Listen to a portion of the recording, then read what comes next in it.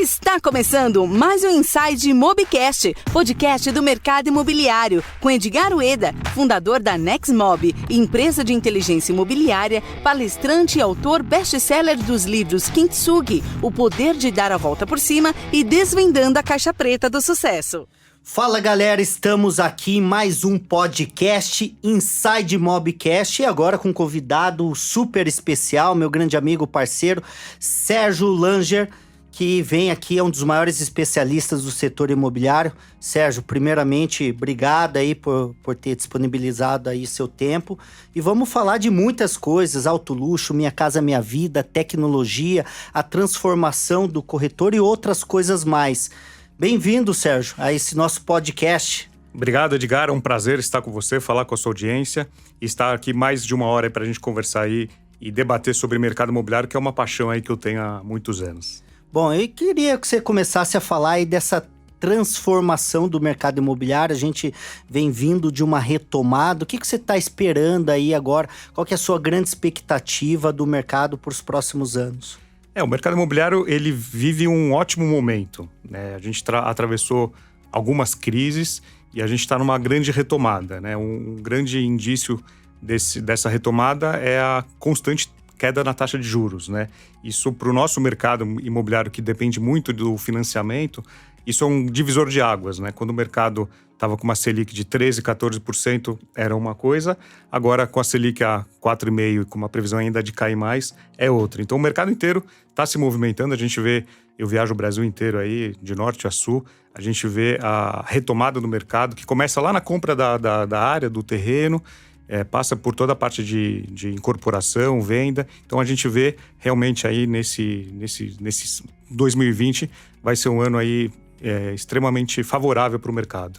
Sim, e isso a gente está falando de mercado imobiliário, tem muita gente que está ouvindo o podcast pela primeira vez, ele está associado ao mercado da construção civil, da incorporação, né, de investimentos imobiliários. Inclusive hoje eu também vou entrevistar aí um cara de fundos imobiliários, e o profissional, né, principalmente o corretor, ele precisa acompanhar a tecnologia, ele precisa acompanhar a evolução, ser hoje disruptivo como todas as profissões. Me fala um pouquinho sobre a transformação do profissional que é o corretor de imóveis. O que você está vendo aí, qual que é a tendência, o que ele precisa observar para que ele não fique obsoleto, ele não fique para trás com toda essa mudança do mercado. Ótima colocação, Edgar. O corretor de imóveis, né, ele vem se transformando nos últimos anos. Eu acompanho muito o mercado americano, que para mim é uma referência para tudo, né? Não só para o mercado imobiliário. Tudo acontece antes lá, né? Tudo acontece antes lá. E lá o corretor de imóveis é um ser super especialista na profissão, né? Ele estuda muito, ele tem orgulho de ser corretor de imóveis. E aqui no Brasil, isso está mudando. A gente percebe que cada vez mais o corretor está virando especialista do segmento dele. Se ele trabalha no econômico, no médio, no alto padrão, se ele trabalha com imóveis rurais, cada vez mais ele está se especializando e entendendo de pessoas, né? Porque o que eu já ouvi muito de corretor é que o corretor de imóveis não tem que entender só de imóveis, tem que entender muito de pessoas, porque ele transaciona com pessoas. E quando ele entende de pessoa, ele consegue vender o que ele quiser. Então, a gente percebe cada vez mais uma profissionalização do segmento. A gente fala em estatísticas em mais de 350 mil corretores no Brasil. Corretor no Brasil já foi uma profissão que todo mundo queria ser no boom do mercado imobiliário. Depois, com a crise, muita gente saiu. E a gente cada vez mais vê agora a especialização do corretor. Ele entendendo dos nichos dele, ele estudando cada vez mais e cada vez mais sendo um profissional de vendas para atender esse consumidor aí, que está em transformação, né? O consumidor que comprava imóvel há 20 anos atrás, hoje já é diferente, hoje já é o filho, já é a segunda, terceira geração. Então esse corretor tem que entender bem de pessoas. Mas você acha que isso é uma busca universal? A profissão, a categoria corretor de imóveis estão buscando? Ou porque, por exemplo, nós estamos em São Paulo, a tendência é que quem vive aqui no sul, no sudeste, né, procura mais o desenvolvimento, não desmerecendo outras regiões. Eu realizo o evento que é o Inside Mob, e a gente faz uma pesquisa, né? Por exemplo, de 100%, meu último evento deu 1.328 pessoas, né? 100%. Quais que são as regiões que recebem essas pessoas. E eu noto que as regiões norte, nordeste e algumas outras centro-oeste acaba vindo menos para esses grandes eventos de conhecimento. Você nota isso, que a categoria corretor de imóveis em todas as áreas estão se profissionalizando? Porque assim, o que a gente ouvia lá atrás era o seguinte: não deu certo na vida, vira corretor. Né? Você já ouviu muito isso. A dona de casa está de saco cheio de ficar em casa, vira corretor. O aposentado quer ter uma terapia ocupacional, vira corretor. Isso lá atrás, né, aconteceu. Ou outras profissões, quando o mercado estava muito aquecido, era médico virando corretor, advogado virando corretor, dentista virando corretor. Eu tenho amigos, inclusive, que tem Cresce, que tem outra profissão. Então, o Cresce é uma profissão secundária, mas acaba exercendo. O que você enxergou aí dos últimos anos para cá? Eu vejo uma busca constante pela capacitação. Não importa se está no centro Rio-São Paulo, né, os principais centros no sul, ou no norte, nordeste, centro-oeste. Eu vejo o profissional do mercado imobiliário, o profissional da intermediação, indo atrás de conhecimento. Lógico que para eventos, muitas vezes o custo de um deslocamento de uma região mais longe, com passagem, hospedagem, e o custo do evento, às vezes não cabe no orçamento dele. Mas às vezes um curso online, comprar um livro, investir na educação, eu vejo esse aumento constante aí na busca pelo conhecimento. Deveria, né? Aliás, isso tem que ser uma obrigação de desenvolver.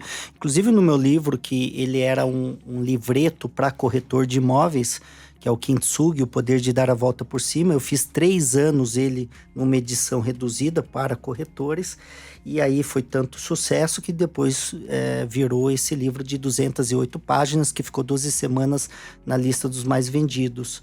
E dos meus princípios chama o eu melhor a cada dia, que hoje ser melhor do que ontem, amanhã ser melhor do que hoje. É essa busca constante por desenvolvimento, que deveria ser uma primícia dos profissionais da área de imóveis. Sérgio, falar um pouquinho de outras áreas, tecnologia. A gente sabe que todas as profissões, setores, categorias, a tecnologia acompanha, né? Já não tem como ficar fora. O que você vê no mercado imobiliário, se está atualizando com muita frequência, e quais são as tecnologias, já te dando uma dica para quem está nos ouvindo, o que seria fundamental? Então, se não usa, comece usando por isso, e se já usa, quais são as tendências, as novas tecnologias? Boa, Edgar. No final de 2018, eu estive em Lisboa, em Portugal, fui convidado para dar uma palestra para mais de 800 corretores de imóveis, falando de tecnologia, né? Como a tecnologia estava transformando o mercado imobiliário. E a gente tem alguns pontos interessantes na tecnologia, que vão desde o blockchain, né, que é a criptomoeda, como você arquivar uma transação, que ainda no Brasil é algo um pouquinho difícil de acontecer, mas na Europa, na Ásia já acontece muito, que a transação ocorrer pela nuvem, pelo blockchain. Inteligência artificial, cada vez mais as ferramentas estão mais inteligentes, né? A máquina está mais inteligente. Tem algumas estatísticas aí que dizem que a máquina em, 2047 vai ficar mais inteligente que o homem. Então, inteligência artificial, blockchain, o Big Data, né? Cada vez mais os bancos de dados, eles estão ricos em informações, e o grande segredo é saber usar esses dados, né? Interpretar esses dados e usar esses dados a nosso favor. O IoT, que é os equipamentos conversando entre eles, né? Que é as casas mais inteligentes, automação, economia de energia, você interligar equipamentos. Então, isso cada vez mais no mercado imobiliário está sentindo essa tecnologia. E o corretor também tem que estar muito atento a isso, porque a tecnologia veio ajudar o bom corretor.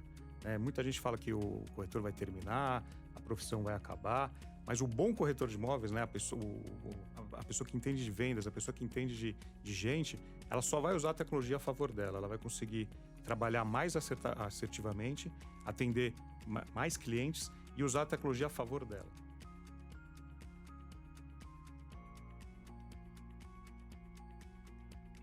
Não só para o corretor, né, e pro corretor. Os incorporadores, construtores, né, na hora da concepção dos seus projetos, principalmente médio e alto padrão, trazer automação, isso é um diferencial competitivo, né, muito grande, né? E não só médio alto, o econômico também usa muito a tecnologia para pensar em baratear o condomínio. Como placa de energia solar, Exatamente. captação, reuso de água, né? Enfim, tem muitas tecnologias. Inclusive, né, você já sabe, eu tenho uma empresa de inteligência imobiliária que chama Neximob, que ela é focada em lançamentos imobiliários, e hoje a gente faz tudo pelo smartphone, tudo pelo app. Então você faz reserva pelo smartphone, tem tabela, tem disponibilidade, tem imagem, já manda direto, já conecta as redes sociais.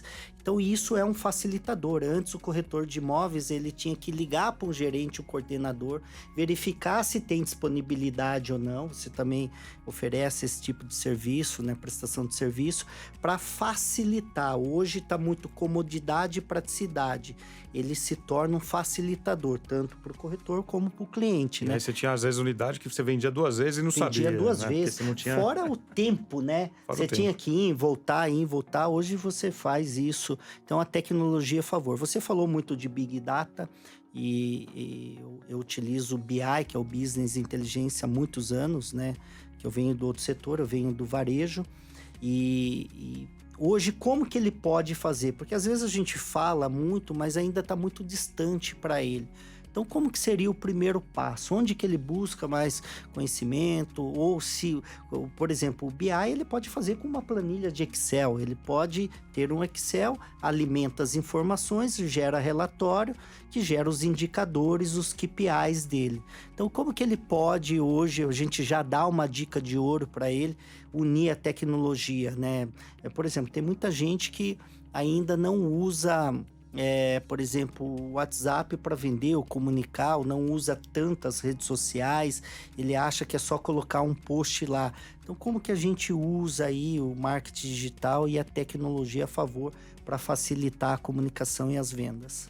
O corretor, ele tem que ter, primeiro, paciência, né? Porque a venda, a locação, a transação imobiliária, muitas vezes ela não vai ocorrer num dia para a noite, né? Ela demora semanas, meses, pode demorar anos. Né? É uma construção, né? A jornada é longa. Sim. Então, quando ele entende mais do cliente, né? Ele pega o nome do cliente, ele joga na internet, ele entra numa rede social do cliente, ele vê se o cliente é casado, tem filho, tem pet, ele começa a construir uma informação sobre o cliente dele, onde ele trabalha, se ele tem amigos em comum. Então isso ajuda muito ele construir uma identificação com o cliente, né? Quando ele vai ligar para o cliente fazer o primeiro contato, ele já sabe se ele é casado, se ele tem filho, ou se ele gosta de pescar, se ele gosta de jogar futebol. Então ele começa a construir uma identificação com o cliente antes mesmo de falar com o cliente. E aí ele já começa a separar no CRM dele, na planilha dele, aonde for, no celular, no caderno dele, se esse cliente está mais próximo da compra, se esse cliente está mais longe, se esse cliente precisa do imóvel daqui a 2 anos, porque às vezes o cliente ele acabou de ficar noivo, ele vai casar e ele vai comprar o imóvel daqui a 2 anos. Então essa jornada ainda é longa. Agora, tem aquele cliente que separou da mulher e precisa do imóvel para o mês que vem. Então ele tem que entender cada cliente e a tecnologia ajuda ele a conseguir posicionar e ofertar para cada cliente o produto certo. Isso mostra que ele tem que ter múltiplas competências, né? Você falou de pessoas, eu concordo, mas ele precisa ter muita sabedoria para ter o feeling, né? Aguçado de perceber, olha, esse cliente ele quer comprar, mas não tem pressa.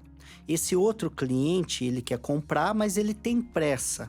Né? Porque a dinâmica vai mudar, né? Feedback mais rápido, de repente eu já fui, né, muito tempo também cliente, hoje estou em outra posição, né, de vendedor não comprador. Claro que todo mundo que vende compra também, mas às vezes eu falava, quero determinado imóvel, aí ele apresentava só um imóvel. Então a chance de eu querer aquele imóvel gostar era muito pequena. Então, pergunta mais. Um bom corretor, ele tem a habilidade de perguntar, fazer um bom diagnóstico, porque isso muda, né? Será que eu gostei? Será que eu não gostei? Qual que é a outra opção? Qual que são as alternativas, né? Então, o corretor, ele precisa entender de pessoas, ele precisa saber perguntar, que é uma habilidade que o coach faz muito bem, né? Ele tem que ter múltiplas competências, né? Mas quais são as principais competências que você enxerga num corretor ou num profissional de vendas para que ele tenha um bom resultado? Uma das primeiras competências que eu enxergo, e trabalhando muitos anos no mercado e convivendo com muitos corretores, é a motivação, né? Se o corretor ele não está motivado, se ele não acorda bem, se ele não acorda feliz, ele não vende. Isso ele transmite para o cliente dele. Então, às vezes parece balela, que não é, que ele tem que estar motivado. Se ele não está motivado, ele não vai vender, ele vai atender o cliente com a voz baixa, o cliente vai perceber que ele não está motivado e aí acabou a venda. Então, acho que o primeiro passo é ele estar motivado. O segundo passo é ele entender também um pouco de marketing. Ele tem que saber se vender, ele tem que saber se vestir, ele tem que saber o básico do marketing digital, porque o corretor, como você falou, ele tem que ter múltiplas competências, né? Então, o marketing é muito importante. Tem que entender de vendas, né? Não precisa ser um exímio vendedor, mas tem que entender de técnicas de vendas, tem que conhecer algo de vendas e principalmente relacionamento, né? Relacionamento, o corretor muitas vezes se preocupa em terminar e assinar uma venda, mas a gente fala que a venda, ela só inicia um relacionamento com o cliente. Então, se você entende isso, se o corretor entende isso e começa a trabalhar o pós-venda, ele começa a receber indicações desse cliente, ele começa a virar um amigo pessoal. Então, eu entrevistei recentemente uma corretora americana chamada Daiane Costa, que atua há 6 anos no mercado de Nova York, que é um dos mercados mais competitivos do mundo. No meu podcast, eu já fazendo o jabá do Vem Pra Mesa. Vem Pra Mesa, tô aqui, nós vamos falar dele já, o melhor podcast do mercado imobiliário tá aqui, olha, show de bola. E eu entrevistei a Daiane Costa e ela me falou o seguinte, que ela continua o relacionamento com o cliente dela, que aluga, que compra, que vende, para sempre. Então ela manda cartão no aniversário, ela manda Feliz Natal, ela se relaciona com esse cliente para sempre. Então ela tem lá no CRM dela os prospects, os clientes que já compraram, os clientes que não compraram. Então ela tem toda uma estratégia para se relacionar com o cliente que pouca gente no Brasil utiliza. Tem alguns casos aqui, mas pouca gente no Brasil continua tendo relacionamento com o cliente. E esse cliente é o melhor cliente, porque ele vai te indicar, muitas vezes ele vai comprar um imóvel daqui a alguns anos, ou ele vai vender o imóvel dele, ele vai lembrar de você. Então, você continuar o relacionamento com o cliente é fundamental. Show de bola. Inclusive, eu tenho um amigo que nós temos um podcast em comum que chama Luiz Paulo Lupo, vendedor Pitbull. Ele fala uma coisa muito interessante, que não existe a pós-venda, existe a pré-venda da próxima venda. Exato. E é aquilo que você falou, porque quando você se relaciona e cria um relacionamento com o seu cliente, a expectativa é que você continue vendendo para ele. E as pessoas não entendem que é muito mais barato você manter um cliente já prospectado, efetivado, conquistado, do que você fazer prospecções novas, frias, né? Isso custa muito dinheiro, prospecção, investimento em marketing. Então é muito importante saber relacionar. E muitos mesmo, ele fala, terminou a venda, ele acha que já acabou a etapa, né? Que é equivocada, né? Você acabou uma primeira fase. Você pode criar outras fases, mesmo porque ele talvez não compre um outro imóvel tão cedo, mas ele tem um parente, tem um amigo, tem um conhecido que pode virar um grande indicador. Eu vou passar aqui pelos itens de competências que você falou, que vale a pena contribuir. A motivação ela é muito interessante. E a semântica da palavra motivação, ela vem do desdobro de motivo gera ação. Então, se a pessoa não tiver um grande motivo, ela não vai acordar entusiasmada, alegre, feliz, e com toda certeza isso é transmitido, né, para o cliente. Então, qual que é seu grande motivo? O grande motivo é o seguinte, ou é o propósito, ou você pode chamar de um outro nome. Qual que é o porquê? Por que você acorda cedo e vai trabalhar? É para pagar uma conta? É pelos seus filhos? É para ter mais qualidade de vida? É para ter uma liberdade financeira? Qual que é o seu grande porquê? Qual que é a sua grande busca? Então, se por algum motivo você se sentir desmotivado, não entusiasmado, lembre desse grande motivo, né? Outras pessoas, a PNL, a neurociência, ela fala que a gente tem alguns gatilhos que a gente pode ativar ou ancorar para gerar essa motivação e automotivação. Não sei se você sabe, Sérgio deve saber, que o nosso coração bate em média em 80 decibéis.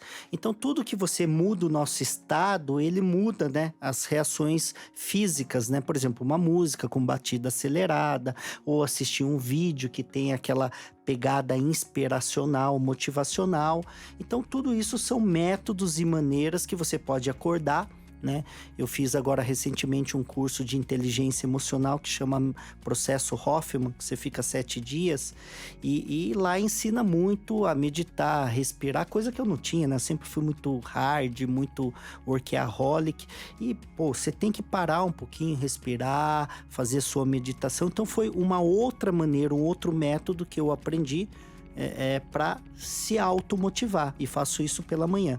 Muito bem colocado. Marketing é muito importante, tanto marketing pessoal como promocional, como você diz. Não precisa ser PhD especialista, mas não seja leigo, saiba que existe as ferramentas, né, Sérgio? E outra coisa, o que eu aprendi, não sei se você concorda ou não, é que se você não sabe, você tem alguns caminhos. Ou você aprende, ou você contrata e delega, você faz parceria, mas não deixe de fazer. As pessoas acabam meio, eu não entendo do marketing digital, então por isso eu não faço. Não, você tem que fazer, né? E hoje existe a miopia do marketing, né? Vamos fazer só o digital. Não, o offline existe também para ser feito. Por exemplo, o ser humano, ele tem 3 canais sensoriais: o auditivo, o visual e o sinestésico. Tem muita gente que ainda gosta do papel. Sim, tem muita gente que lê o livro aqui e gosta do físico, e tem cara que lê o digital no Kindle e outras plataformas. Ou ouve, né, também. Ou ouve, né? Então, tanto o podcast hoje é o canal de comunicação da moda, né? Todo mundo tá indo pro podcast, porque ele vai ouvir no carro, ele vai ouvir, vai na academia, ele tá ouvindo. Enfim, então busque esses múltiplos canais aqui. Falando nisso, Sérgio, fala um pouquinho mais do seu canal aqui. Vem pra mesa. Você também entrevista especialistas do setor imobiliário, né? Você está há quanto tempo fazendo isso? Onde que as pessoas podem saber mais sobre o seu podcast? O podcast nasceu efetivamente em 2018, início de 2018, quando eu pude entrevistar o Rubens Menin, presidente da MRV. Então eu abri o podcast com o Rubens Menin. Puta nome, né? Puta nome, e um cara super simples, uma pessoa assim adorável. E eu tinha encontrado ele num evento, trocamos cartões, que na verdade eu dei o meu cartão para ele, e eu iria para Belo Horizonte, eu queria aproveitar a minha ida para gravar com ele, e acabei não conseguindo falar com ele no evento. 2 dias depois ele me liga, a secretária dele me liga: Dr. Rubens quer falar, tal, e ele me liga pedindo desculpas porque não pôde me dar atenção no evento. Olha isso. Sim.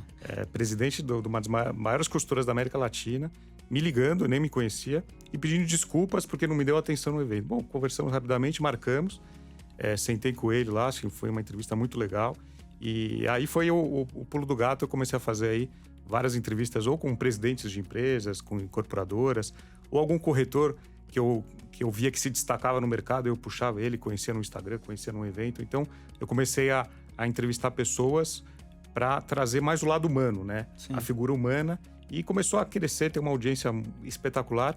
E eu finalizei ano passado, o último episódio foi com o Romeu Buzarello, diretor de marketing da Tecnisa, que foi um dos episódios aí de maior repercussão. O Romeu está há 20 anos na mesma empresa, fazendo coisas diferentes, e foi um podcast aí bem interessante, que deu bastante audiência. Então o Vem Pra Mesa hoje ele se consolidou como um veículo, né, que traz informações sobre o mercado imobiliário, entrevistando pessoas que vêm fazendo a diferença nesse mercado. E eu deixo um convite para você, Edgar, da gente gravar em breve aí com você. Você falou isso no ar, hein? Agora tem que cumprir. Tá registrado aqui. Show de bola, vai ser um prazer. E a fase que nós vivemos, né, de contribuição, principalmente para melhorar o mercado imobiliário, então não existe justificativa ou desculpa para você não fomentar conteúdos, né? Pô, ele tá falando de um cara que tá na lista das empresas que mais faturam no mercado imobiliário e está no ranking das maiores empresas do setor imobiliário, que é a MRV, e agora fundadora do Banco Inter. E olha que interessante, aí vem mais um aprendizado, né? A humildade. Eu sempre falo, Sérgio, que a vaidade e o ego são um dos piores sentimentos, emoções sabotadoras do ser humano. E você vê tanta gente grande, gigante, eu tenho amizade com alguns bilionários, eu faço parte do Instituto Êxito, sou sócio fundador do Instituto Êxito, lá tem muita gente grande, e essas pessoas são simples, humildes, e às vezes você encontra aí uma pessoa, né, que de longe, e fica cheio de frescura, vaidade, ego. Então, vamos relaxar um pouco mais, vamos ser mais humilde, porque o que você falou, Sérgio, o ser humano tem que conectar com outro ser humano, nós somos pessoas, e quanto mais a gente entende sobre pessoas, mais a gente consegue crescer e evoluir. Sérgio, vamos falar, já que falamos de MRV, e você também é um dos grandes especialistas nessa área, como que está o setor de Minha Casa Minha Vida, como que está essa questão aí de subsídio, de taxa de juros, mudou alguma coisa de lá para cá? Porque com a crise mudou bastante coisa, né? Dá um apanhado, um overview aí geral do mercado imobiliário. Ano Minha passado, Casa Minha Vida. O mercado econômico, né, ano passado, ele completou 10 anos do programa Minha Casa Minha Vida. E quando eu conversei com o Rubens Menin, ele não gosta muito de citar o selo Minha Casa Minha Vida, porque está atrelado um pouquinho ao governo passado. Ele prefere falar sobre mercado econômico, que é onde a MRV está posicionada. E o ano passado o programa completou 10 anos. Então, assim, é uma realidade no Brasil, é uma referência no mundo. Equipes de fora do Brasil vêm visitar o programa, vêm visitar o Brasil para entender como que é o programa. O Brasil foi muito bem sucedido. Foi muito bem sucedido, os números são expressivos. Ele está muito baseado também na taxa de juros que vem caindo e no subsídio do governo, que realmente ano passado tiveram alguns problemas. Mas por um lado você vê grandes empresas olhando cada vez mais para o econômico, né? Empresas que já tinham um pé no econômico, vou citar, por exemplo, a Cyrela. Ano passado o seu Eli Horn, fundador da Cyrela, lamentou não ter olhado para o Minha Casa Minha Vida antes, né? Eles entraram lá atrás, depois pararam. Sim. E há 2 anos, com a marca Vivaz, eles investiram pesado nesse segmento. E esse ano eles vão investir cada vez mais. Por outro lado, você também vê empresas que não trabalhavam com esse segmento, criando marcas para entrar no segmento econômico. Então é um mercado enorme no Brasil, né? A gente tem aí, falam em mais de 7,8 milhões de unidades, que é o déficit habitacional no Brasil. O Brasil é um país de mais de 200 milhões de habitantes, é um território enorme e precisa realmente de moradia, né? Uma moradia digna para as pessoas. O mercado econômico ele é muito prazeroso em trabalhar também com esse segmento, muito pela questão que você comentou do propósito, né? Quando você vê que uma moradia, e às vezes não precisa ser um belo apartamento, não precisa ser um condomínio de luxo, mas algo que o cliente possa pagar e falar que é dele, e que tem janela, e que tem acesso, que é perto do transporte, você vê que muitas vezes essa moradia transformar a vida da pessoa. Sérgio, e o mercado contrário, o mercado de alto luxo? O que você vê aí para as casas que ultrapassa aí milhões? O que você pensa aí nesses tipos de imóveis aí? Como que é o tipo de cliente? É muito importante entender qual que é o perfil do cliente de um imóvel econômico e do alto padrão. E o que você vê para o mercado do alto luxo? Esse mercado de alto padrão, alto luxo, é um mercado, lógico, você está falando em 2 extremos, né? Um é o mercado econômico e outro é o mercado de alto padrão e luxo, né? O profissional que atende esse mercado é um profissional que transita nesse segmento, né? Ele tem que frequentar clubes, ele tem que frequentar academias que esses clientes frequentam, ele tem que frequentar restaurantes, ele tem que entender também qual que é o comportamento, né? Que tipo de viagens esse cliente faz. E esse cliente do alto padrão e luxo, ele gosta de discrição, né? De privacidade. Ele é um cliente totalmente diferente. Quando você começa a se especializar nesse segmento, não dá para atender os dois segmentos, né? É impossível um corretor, muito difícil um corretor conseguir atender da mesma maneira. Ele até atende, né? Mas ele não vai ser o especialista nos dois setores. Né? Então, quando eu conheço muita gente, sou amigo de muita gente que trabalha com alto padrão e luxo, e são vendas demoradas, né? Porque você está falando em imóveis, às vezes, de 15 milhões, de 20 milhões. Mas com comissões totalmente diferentes também. São comissões diferentes, porém tem mais gente envolvida, né? Porque você tem um corretor do cliente, você tem um corretor do imóvel, você tem uma outra pessoa que está ajudando. Então, são comissões mais gordas e mais gente envolvida. E quando você começa a entender que você tem que esperar, você tem que ter o tempo do cliente, você não tem que ficar pensando na comissão. Nossa, eu vou ganhar 6%, vou fazer a conta, 3% aqui. Nossa, vou ficar rico, vou ficar um ano sem trabalhar, né? Quando o corretor começa a não fazer a conta só da comissão, ele tem a paciência de aguardar o fechamento do negócio. E às vezes esse negócio pode demorar 1 ou 2 anos, né? E o segmento de alto padrão e luxo, ele não tem crise, né? Esse cliente, ele não está preocupado se a inflação está mais alta, se a Selic está caindo. Ele muitas vezes ele tem o dinheiro guardado, ele vai fazer o investimento, ele não vai financiar, ele tem uma boa parte do dinheiro para comprar. Então, o corretor ele tem que entender realmente do comportamento desse perfil, desse público. E daqui para frente, Sérgio, o futuro? O que você enxerga nos próximos anos do mercado imobiliário? O que a nossa audiência, os nossos ouvintes precisam se atentar, observar para que ele caminhe junto com essa evolução? Os produtos imobiliários estão mudando muito, né? Se você pegar os lançamentos recentes, como os produtos estão sendo concebidos para serem entregues daqui a 3, 5 anos, né? O ciclo do mercado imobiliário é longo. Até comprar um terreno, aprovar, lançar, vender, construir, entregar, você passa aí, às vezes, 10 anos. Então, você percebe aí muitas construtoras no Brasil inteiro, incorporadoras, construtoras, pensando em projetos, desde projetos sustentáveis, projetos mais tecnológicos, projetos que conversem com o consumidor e não seja só uma moradia, né? Ele está lá para passar o dia, para trabalhar, para lavar a roupa dele, para fazer lazer. Então, o produto imobiliário, ainda bem, está se transformando, né? Muitas incorporadoras entenderam isso e estão entregando um produto muito melhor. E não só um produto de moradia onde ele vai acordar, dormir, tomar banho e jantar. Ele vai poder passar mais tempo no empreendimento, ele vai poder trabalhar, receber amigos, fazer festa, mas de uma maneira sempre mais inteligente e pensando isso a longo prazo, né? Porque você anda por São Paulo, você anda por várias cidades do Brasil, você vê prédios que foram concebidos há 50 anos atrás e você vê prédios novos, concebidos há 1 ano, há 5 anos, e você vê a diferença, não só de fachada, né? Não estou falando em arquitetura, mas a experiência que o condomínio, que o prédio vai te proporcionar. Então isso cada vez mais a gente vai ver nos próximos anos e o consumidor ele está mais sedento por isso, né? O jovem que vai morar nesse imóvel, e muitas vezes ele não vai comprar, né? Aí tem uma discussão, né? Ninguém vai mais comprar imóvel, vai querer alugar. Agora, para alguém alugar, alguém vai ter que comprar. Então pode ser às vezes um investidor, um fundo que vai comprar o imóvel e uma família vai fazer uma cessão de uso por 10 anos, por 20 anos. Isso a gente está entendendo como vai ser o futuro, mas a transação vai acontecer. Não sei se vai ser por aluguel, por compra, por uso, mas de alguma forma as pessoas vão precisar morar, né? Elas casam, elas separam, elas têm filhos, elas precisam de imóveis maiores, menores. Então isso cada vez mais vai acontecer aí e pro nosso bem, né?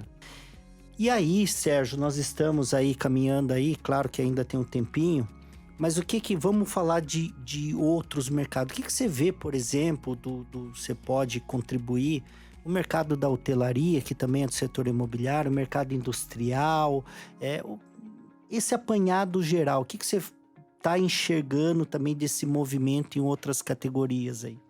A gente vê uma busca constante aí por novidades, né, por tecnologia. O ramo hoteleiro, outros ramos também ligados à construção, ligados ao mercado imobiliário, vem se transformando cada vez mais com produtos que se adaptam a casais sem filhos, casais com filhos, a terceira, a gerações mais antigas. Então, a gente vê uma entrega e uma capacitação de outros setores também buscando isso para esse consumidor que está cada vez mais exigente, né? E muitas vezes a exigência não é por classe social, né? Às vezes não interessa se ele é da classe C, D, da classe A.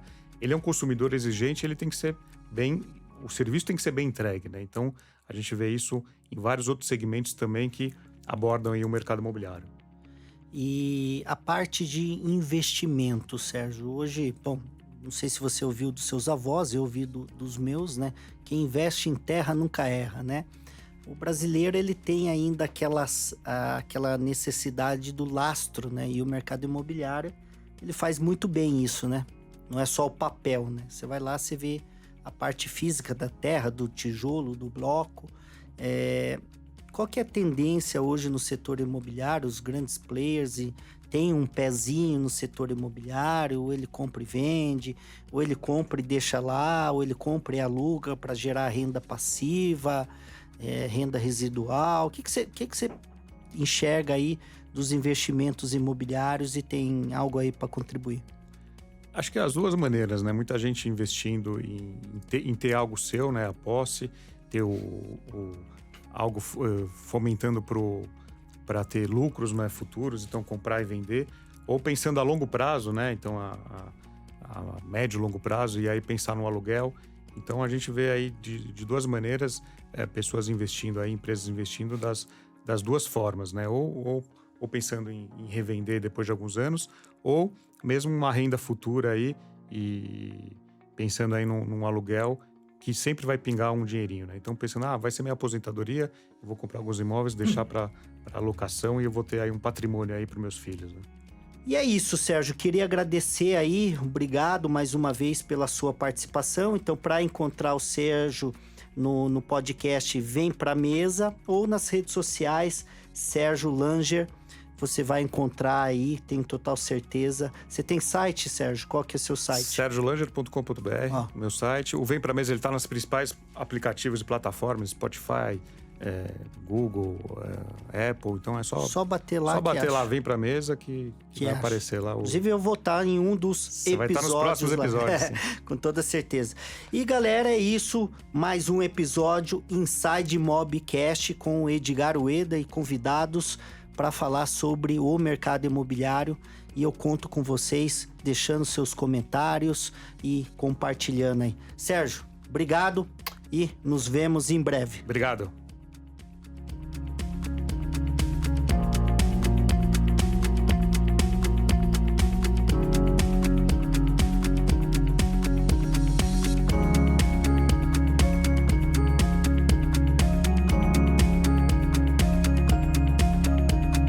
Eu tenho uma deficiência soletra. Eu morei 10 anos no Japão, né?